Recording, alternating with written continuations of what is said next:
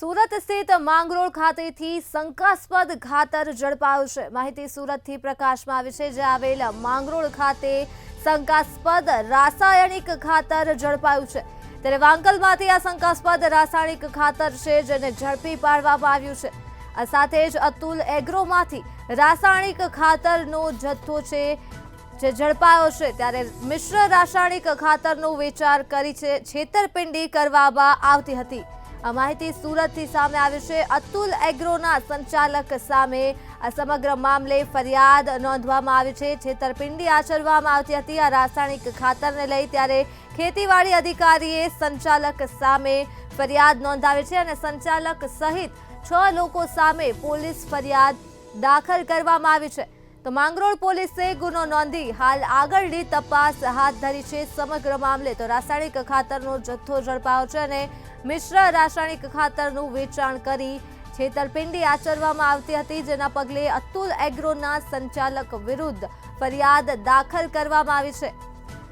તો સુરત ખાતેથી માહિતી મળી છે, જ્યાં માંગરોળમાં શંકાસ્પદ રાસાયણિક ખાતર ઝડપાયું છે। આ રાસાયણિક ખાતરનો જથ્થો વાંકલ ખાતેથી ઝડપી પાડવામાં આવ્યો છે અને આ શંકાસ્પદ રાસાયણિક ખાતર છે જે અતુલ એગ્રોમાંથી ઝડપાયું છે। તો જથ્થો ઝડપાયો છે આ રાસાયણિક ખાતરનો। ત્યારે મિશ્ર રાસાયણિક ખાતરનું વેચાણ કરી છેતરપિંડી કરાતી હતી। તો આ મુદ્દે જ આપણી સાથે સંવાદદાતા નલિન ચૌધરી ફોન લાઈન પર જોડાઈ ગયા છે। જી નલિન, સુરતના માંગરોળ ખાતેથી આ રાસાયણિક ખાતરનો જથ્થો ઝડપાયો છે, શું છે વધુ વિગતો? બિલકુલ થી સુરતના ગ્રામ્ય વિસ્તારમાં આવેલ માંગરોળના વાંકલમાંથી શંકાસ્પદ જે હલકી કક્ષાનું રાસાયણિક ખાતર છે તે ઝડપાયું છે। વાંકલના અતુલ એગ્રોમાંથી શંકાસ્પદ રાસાયણિક ખાતરનો જથ્થો મળી આવ્યો છે।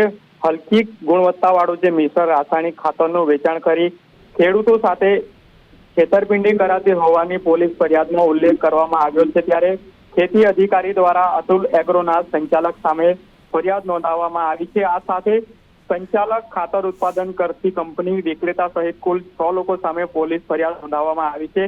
ખાતરના જે નમૂના છે પરીક્ષણ અર્થે મોકલવામાં આવ્યા હતા, તે નમૂના પણ ફેલ થયા હોવાનો રિપોર્ટમાં ખુલાસો થયો છે। બીજી તરફ માંગરોળ પોલીસે ગુનો નોંધી વધુ તપાસ હાથ ધરી છે, પરંતુ ચોમાસું ચાલી રહ્યું છે ત્યારે જે ખેડૂતો પોતાના પાકની વૃદ્ધિ અને ઉત્પાદન માટે મોટા પ્રમાણમાં રાસાયણિક ખાતરની ખરીદી કરતા હોય છે, ત્યારે આ પ્રકારે હલકી કક્ષાના જે ખાતરનું વેચાણ કરતા વેપારીઓ સામે કાર્યવાહી કરવામાં આવે તે જરૂરી બન્યો છે।